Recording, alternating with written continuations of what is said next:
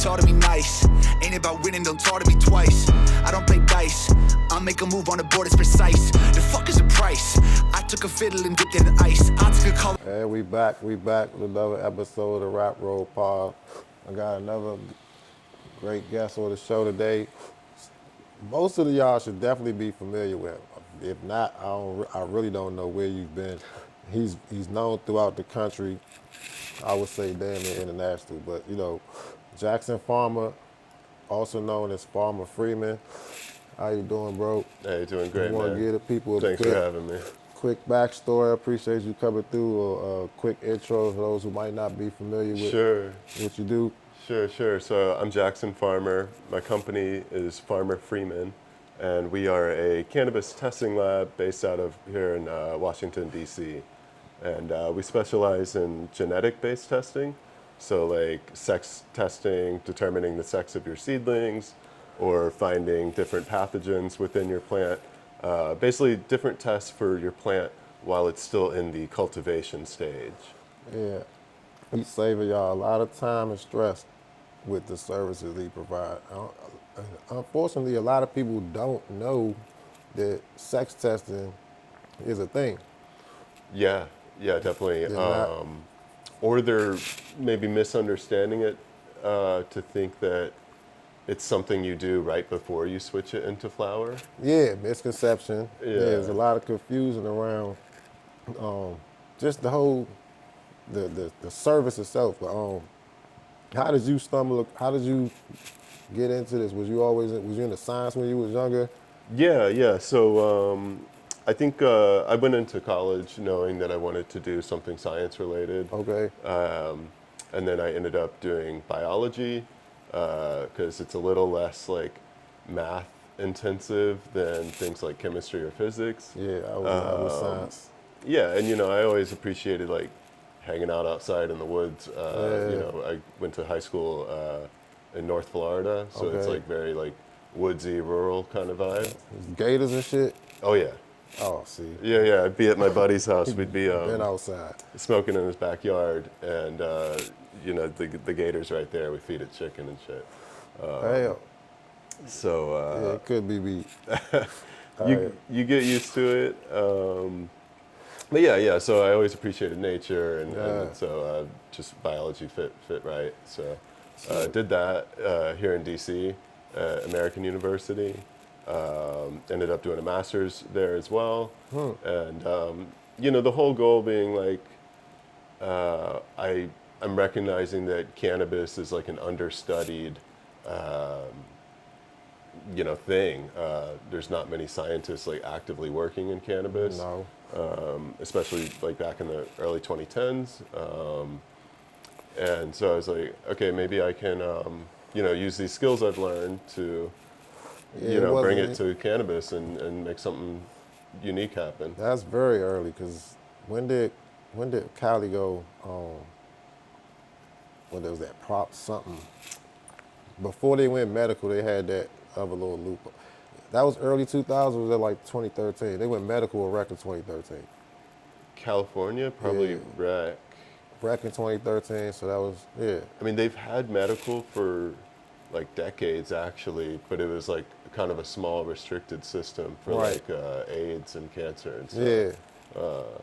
And then I think, I don't know that much about I'm just trying to get the timeline, because it's like, it wasn't a whole lot of, like you said, a lot of cannabis scientists or a lot of research. It was research, I can't say that, but it wasn't like open market research, I guess. Right. It was like pretty, it had to be pretty restricted government labs. Yeah. Maybe one or two university laboratories. There's that one in Mississippi where they grow. That's where the G13 allegedly snuck out from. I think that's right. And then there was like one lab, Steep Hill from California, and they were like, at least the first that I recognized, that was like doing like the potency testing, which I thought was really cool. Okay. Really like breaking down like what's in cannabis, why does it work the way it does. So they were pretty inspirational. So it wasn't easy to like find a entryway into. It was kind of like walking blind, trying to find a. Yeah, I mean, when I graduated in 2015, it was like, if you want to work in cannabis, you pretty much have to go out west. Yeah. But then that same year, DC legalized the home grow, and their medical system was starting to get off the ground. Yeah. So Some the opportunity. timing just like worked out perfectly. You didn't have to go nowhere. Yeah, exactly. Yep. So like, So yeah, late 2015, October is when I officially formed Farmer and Freeman with my buddy, and we originally wanted to do like cannabinoid formulations. Like we had this idea for like a Alka-Seltzer kind of tablet for cannabis delivery. okay. So you know, just something That- novel. Like you know, you have gummies, you have brownies, She wanted to like but drinks were kind of a new idea. just trying to figure out, scratching the, Yeah. throwing the paint at the wall, so to speak. Yeah, and so we were playing around with that idea.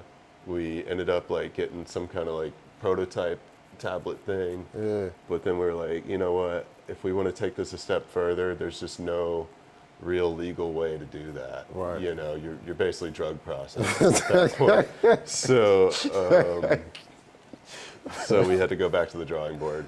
And yeah, so that's when I realized like, okay, there's a couple labs out there doing this like plant, you know, early sex testing based on PCR.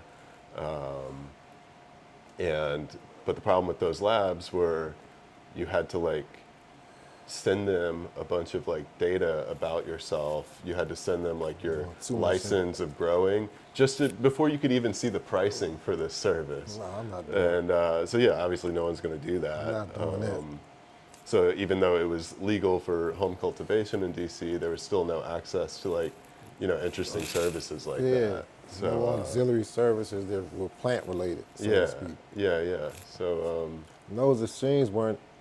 They were like you said. They asking for all your government information Yeah. before they even show you the price list. right. So you can't even figure out do you want to if use it's- it or not. That's not gonna work. So Yeah. how did y'all end up finding another company, or y'all just said fuck it? Let's just see what they talking about. Well, so we recognized that this was a service that could be done, and that there is some demand for it. Yeah. So we just, you know, kind of invented our own way of doing it. And then we made sure to, you know, when we started working with customers, like we were trying to have as few barriers to access as possible. You got off your Bill Nye shit. Yeah. So that was like, you know, pretty easy to do when you're just starting locally. You know, you're meeting up with local growers. You don't have to get anything other than like their phone number or something. Yeah, right? it's real discreet. Yeah. So that's how we got started, and yeah, grown a lot since then. So like, everything good? 2016, y'all So got. 2016 was when we really like had the sex test working.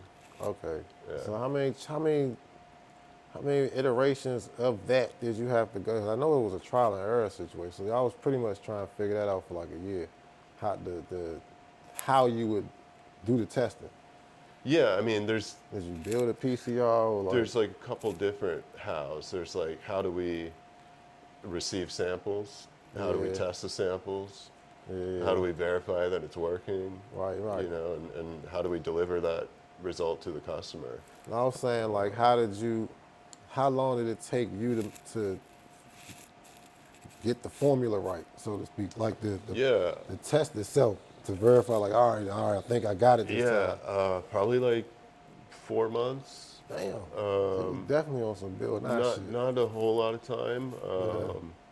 Yeah, we started with just like a tiny little 3D printed PCR machine from a company called Mini PCR. Yeah. And that was around just when they were getting started too, so Right. that was pretty neat, working with them at their beginnings. Yeah, so, you know, probably 4-6 months of messing around with different, I guess, formulations. Yeah, that's what I'm saying. Like the And, formulations. yeah, That's quick though. yeah, and then we have to make sure it Now works. So we had to meet a couple growers now it's and, just trying kind of to network a little bit out there. test it a little And then I got busy with work related stuff, and my partner at the time, he was also busy. Like he kind of found like a new career in tech. bit. Regular shit. Yeah, so we kind of stopped, even though like we had like a minimum viable product. We kind of put it on hold for a little bit, just because he wasn't able to focus, and I had other things going on, but I also wasn't gonna be 100% involved with the company that You someone put else your owns all- half of, but not Yeah. doing nothing. Yeah. So It wasn't overly profitable at the time, probably. yeah, nothing like Lifestyle life. yeah, like we hadn't had any revenue or anything. Yeah. But what- DC Seed Exchange, Paul. Yep. Yep. Yeah. So we had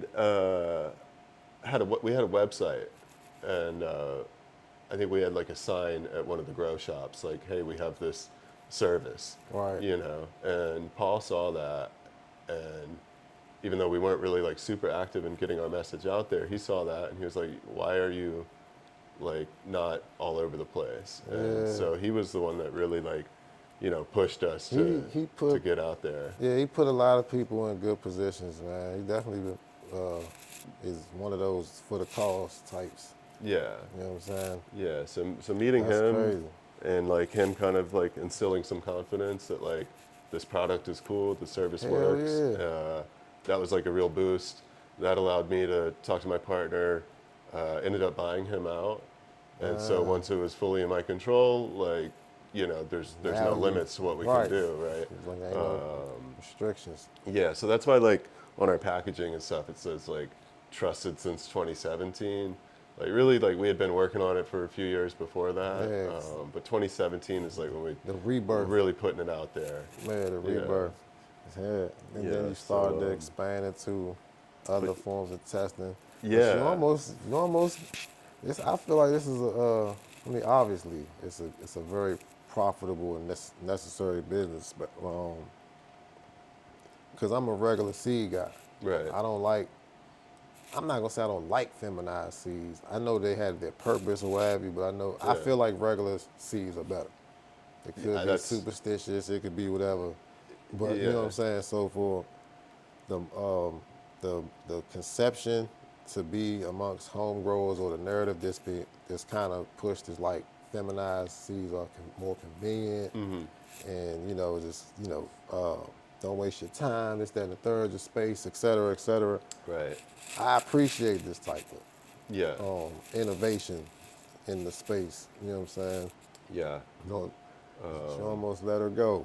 I mean, at the time we were starting, feminized seeds generally costed twice as much as regular seeds. They do. They do cost more. And there's a lot of reports that you're going to get more herms from fem seeds.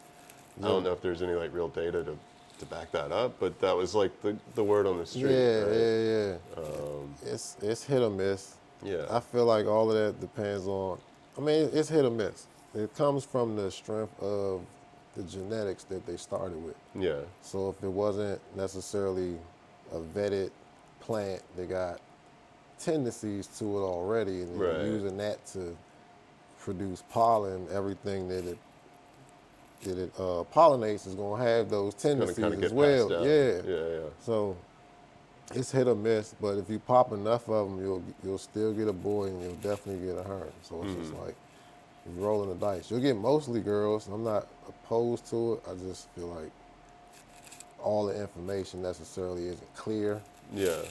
and it's kind of like you love them or you hate them type of thing. I don't think it's nothing wrong with them, but make sure you get the right ones and Right. don't right. expect all girls. For sure. I'm not knocking them. Like anytime I have a friend who wants to start growing, like I usually recommend like a fem or an auto, unless they really want to go fem. through like the testing thing, and maybe sometimes people like to grow a male their first time too, just to like see both, Yeah, in it's all person that- instead of just pictures online. Depending on how invested they are into the grow. But Yeah, like you know if they're what I'm not saying? necessarily doing it for a harvest, but just more doing Just it for want to fun. see some shit. Yeah. Try your hand. But yeah, no, I definitely Maybe- recognize their purpose. But But yeah, we just talked to so many growers at that point who were like, yeah, we only mess with Fans. regulars. Oh, really? And yeah, and like a lot of people were saying that the regular seeds you're gonna have a stronger plant and stuff. Hey, So there you go. and then obviously you can't get every strain feminized. So Right. so we knew that It's still a market. no one's gonna stop growing regular seeds. Right. Like there's always gonna be people growing that. So therefore, the sex test service is gonna be useful. Yeah. Yeah. Damn right. How did you get into the viroid testing and I mean, it's just like following market demand, really. yeah. So we became trusted for doing the sex test.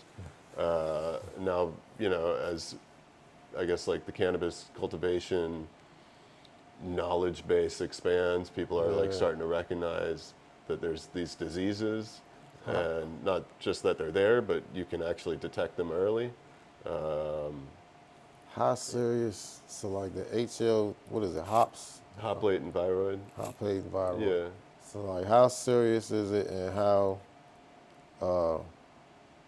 I guess, early can you detect it? If you want to share some information, because everybody is not in the know, so Sure, to speak. sure. Like, Yeah, what I we even mean, talking about? if you're not like a hardcore commercial grower, you're typically not worried about something like that. But yeah, I mean, it's devastating. I think I saw a headline that like in 2023, over $1 billion of crop loss was attributed to So that, hop latent viroid. So what it's doing is it's like reducing the yield per plant. It's also reducing the quality of the yield. So you're getting, half the amount of bud, and even that bud is going to be half as potent. So basically wrecking your crop once it gets infected.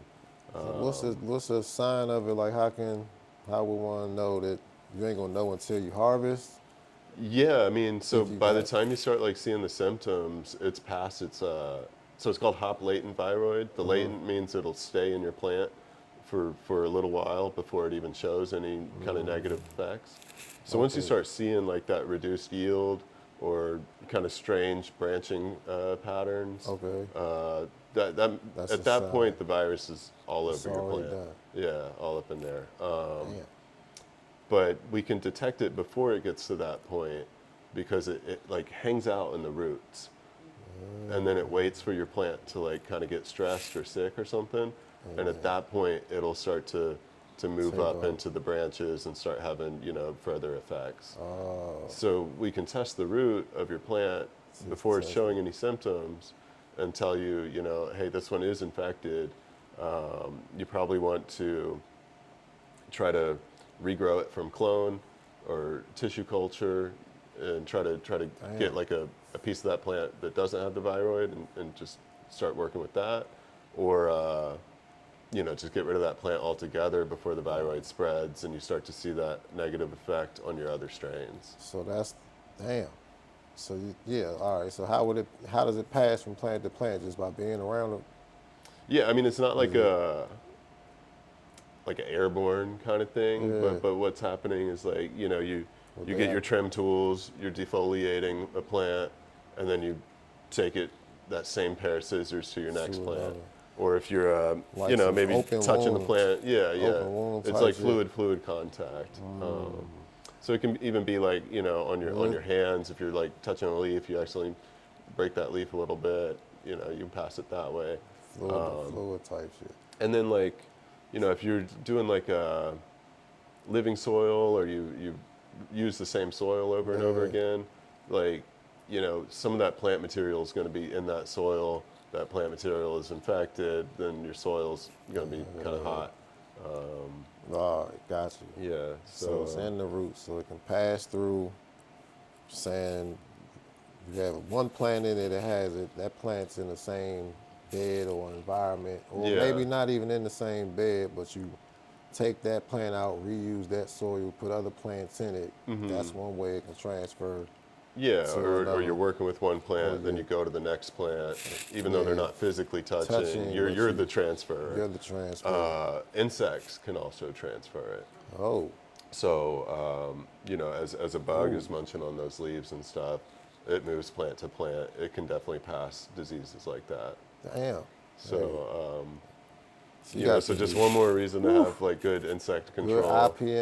Yeah, yeah, So you yeah. gotta, that's good Yeah. information right there. One other way is like if you do like flood and drain tables and stuff, Okay. like you got a bunch of rock wool cubes or something on a big Yeah. table, uh, you know, there's going to be like a little piece of dead root, you know, so you water it, then that whole table, you know, the virus is in the They'll just water. sit in the water and Yeah. hit everything. So you definitely want to, you know, make sure you're being mindful of these different contact systems Yeah. and just make sure you're cleaning really well.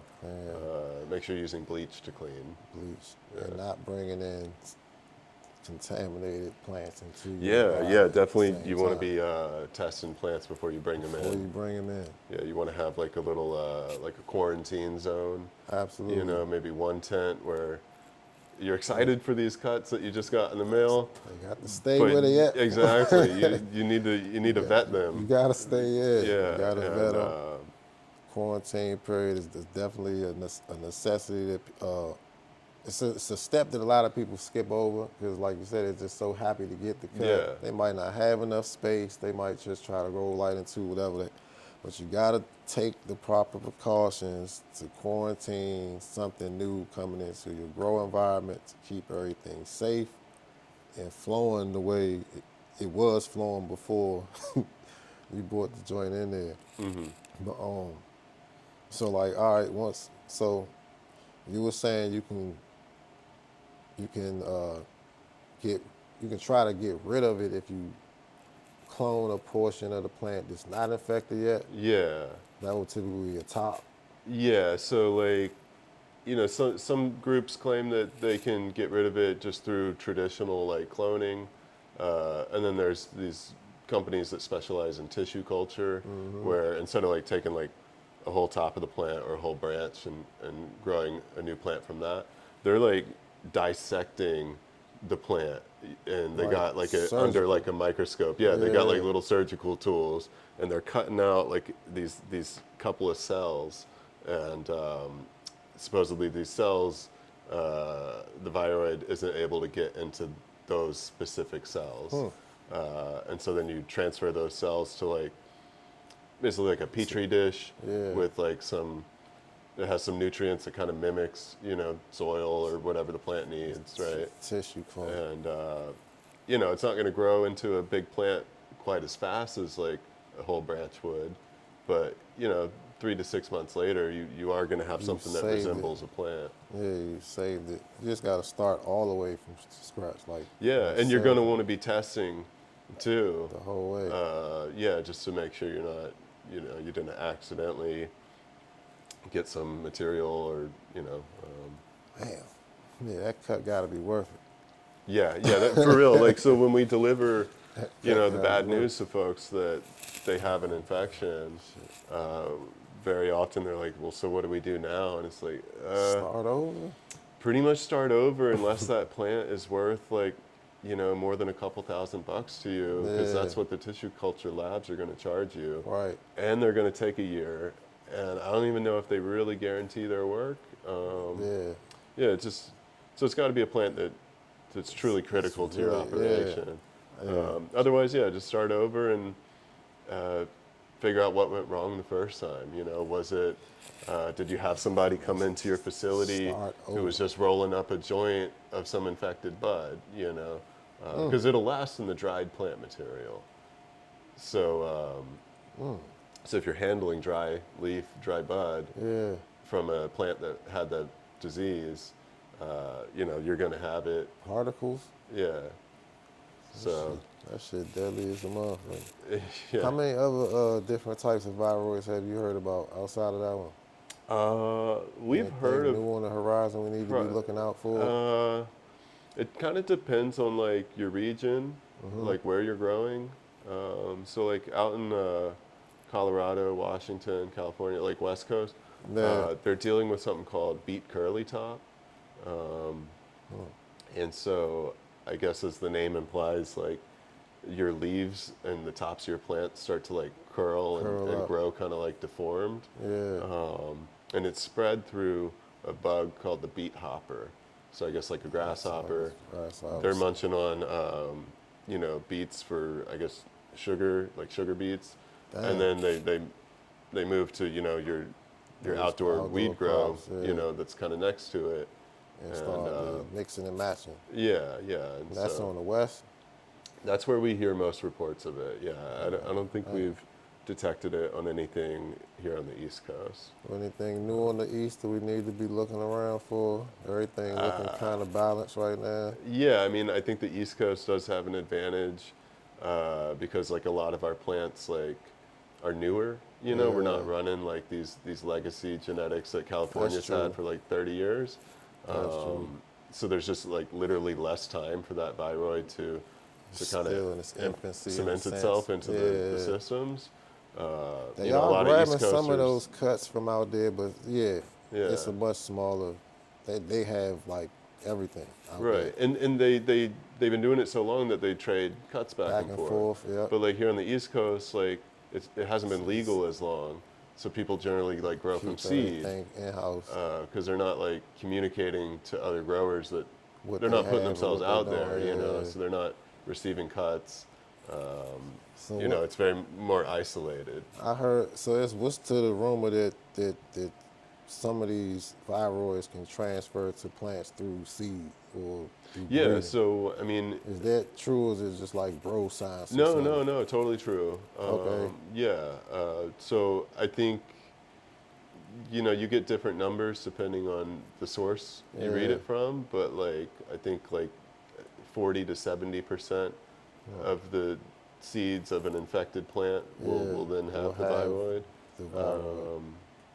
Because like you got to think about it like you got an infected mother plant, right? So that viroid's going to be in that green tissue.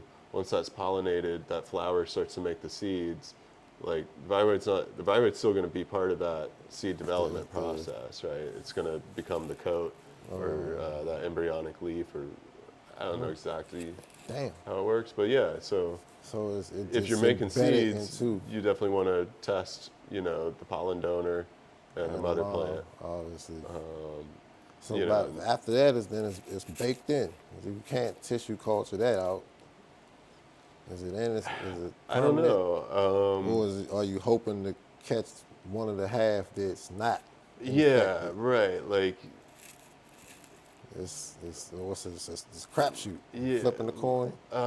like so, I guess like you got 10 seeds and there's 70% transmission rate. Right. Like, so You would maybe be- 3 of them are good. Yeah, you would be lucky But to- even of those ones that are infected, maybe you grow them out enough,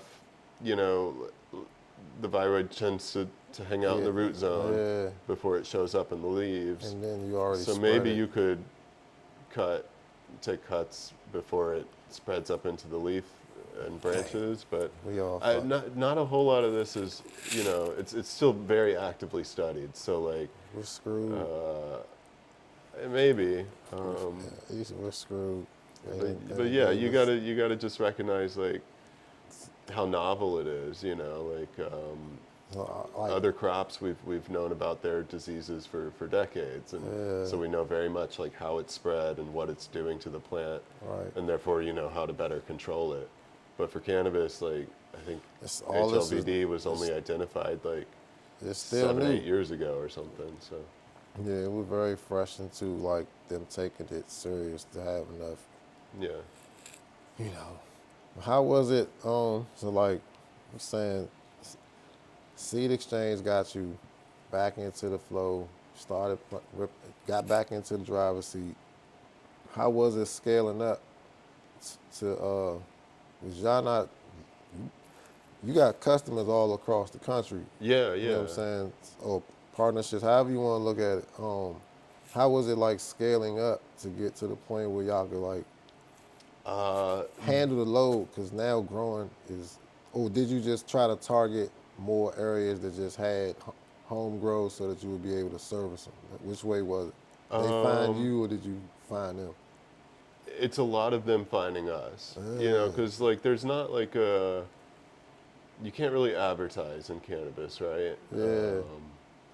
So yeah, a lot of it was word of mouth. Like we had an Okay. Instagram page, So you could contact us. You could like get the basics of what we're doing. But yeah, I mean, so we first started with just a DC and local clientele Right. because we weren't so sure on like Yeah. how to ship samples in the mail because we're generally testing like a small piece of leaf or something. Yeah. So we weren't sure like can that be mailed or you be not. mailed? Is The farm bill definitely cleared that up because anything below 0.3% THC made it real was clear. was So pretty it's like, all okay. right, yes, you can. Yeah, so I guess that was like 2018 when that happened. All right. So we were a lot more comfortable accepting mail-in samples. Yeah, and like the growth like on the science and business side was like very natural. Like, as we're getting more customers, we're getting more money, we can buy more machines or start using like a different technology. So we've been through like 3 or 4 different Iterations. technologies to identify the plant sex. Okay. Right now we're using qPCR, which is basically like the gold standard for PCR. But before that, we were doing like, our very first test, we were doing a traditional PCR where you, I don't know how to explain it without getting too in the weeds about the science stuff, but the process took 4 times as long as what it does now. Okay. And then we had one in between that where it was like a color changing dye PCR system. Yeah, I tried that.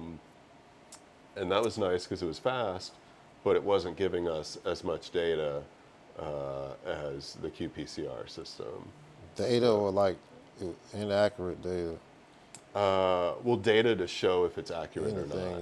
yeah. Yeah. So like you're only really getting weird. a binary yes/no result of like pink or yellow. If it's male, it turns yellow. But what we learned by doing a whole bunch of those tests was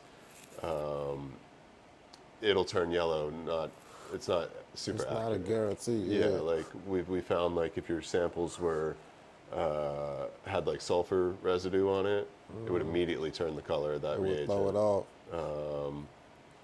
If you could honestly, if you left the reagent tubes open too long, the CO2 from the air is going to change the color of that.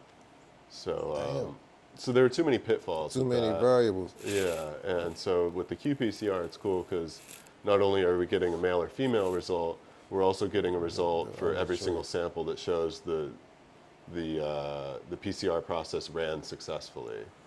So we're looking for 2 markers. One is the male marker, and the other is like kind of a control gene that every single plant is going to have. Right. So they need to have, they should have one, but you're looking for the second one to verify. Exactly. You just need more info, Yeah, yeah, more checkpoints and what have you. yeah, exactly. Man, So, I understand that. So that's what we're running now, and we're super happy with that. Yeah, absolutely. I don't know where they can find the, cause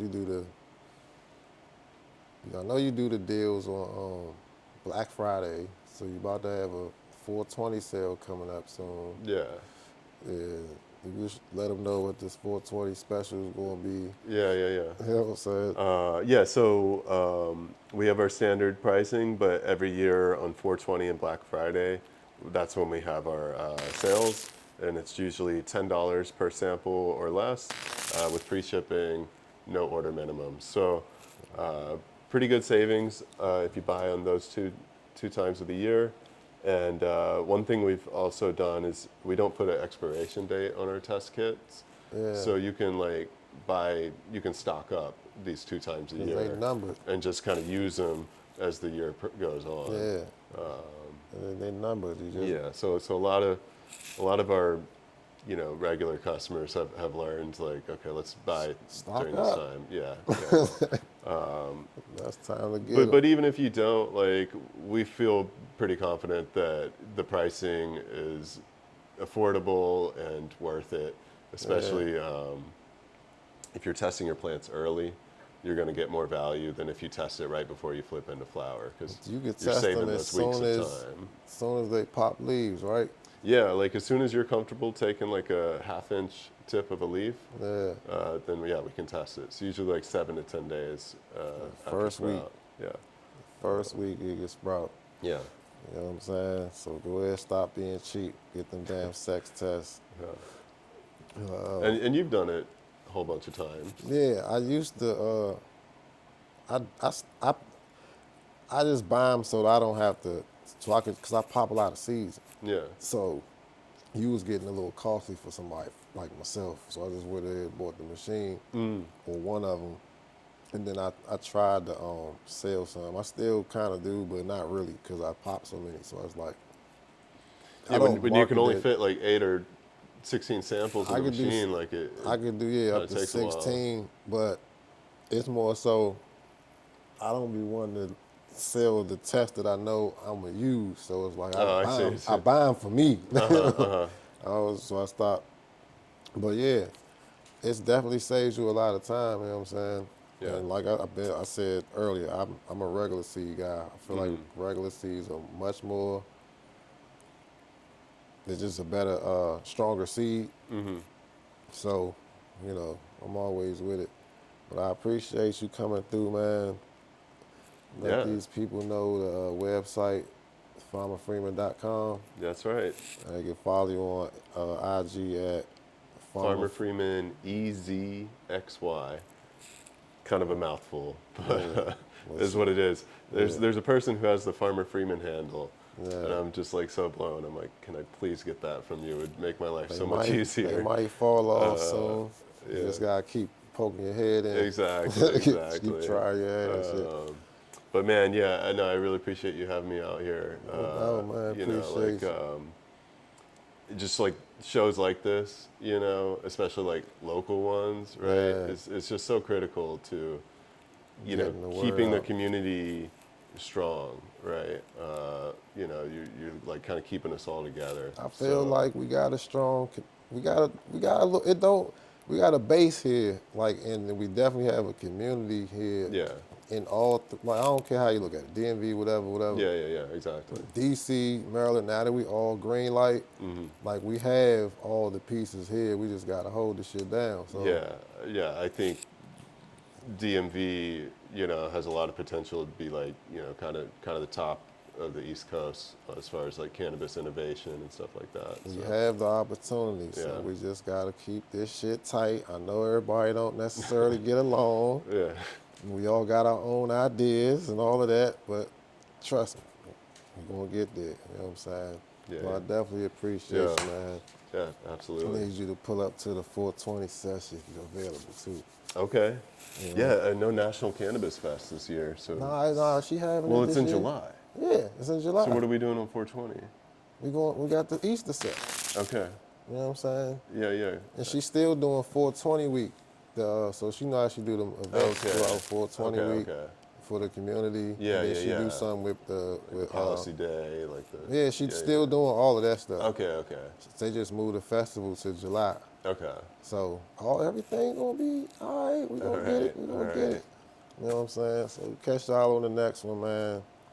When we out.